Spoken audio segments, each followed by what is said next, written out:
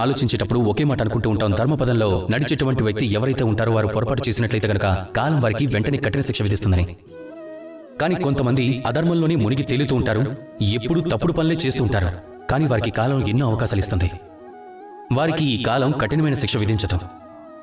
ఈ ఆలోచన ఎప్పుడొకప్పుడు మనసులోకి వస్తుంది. అయినా కాలం అలా ఎందుకు చేస్తుంది? ఎందుకో గాని చాలా మంది జీవితాన్ని ఒకవైపు నుండే చూస్తూ ఉంటారు, కానీ అన్ని వైపుల నుంచి చూడాలి. ఇప్పుడు మీరు చెప్పండి, ఈ లోకంలో అధర్మపరుడి దగ్గర పొందే ప్రేరణ ఏముంటుంది? ఏ మాత్రమూ ఉండదు. ఏ వ్యక్తి అయితే స్వయంగా మలినమై ఉంటాడో తను ప్రపంచానికి ఇచ్చే ప్రేరణ ఏముంటుంది? ఆ వ్యక్తికి అర్థం కాదు న్యాయం ఏమిటో, ధర్మం ఎలా ఉంటుందన్నది. అందుకే కాలం తనకు అవకాశాన్ని ఇస్తుంది. ఏది మంచో ఏది చెడో తెలుసుకునే అవకాశం. అలా ఎందుకు చేస్తుంది?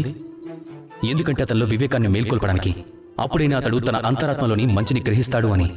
అప్పటికి కూడా వినకపోతే కాలం ఆ వ్యక్తికి చూపించే ఏకైక మార్గం ఒకటే ఉంటుంది, కాదే మహావినాశనం. ఈ మహావినాశనం ఆలస్యంగా జరగచ్చు, కానీ అది జరిగి తీరుతుంది.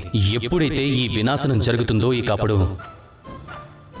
ఆ మహావినాశనం కలిగించే బాధ సమస్త మానవాళి బాధ కంటే ఎక్కువగా ఉంటుంది.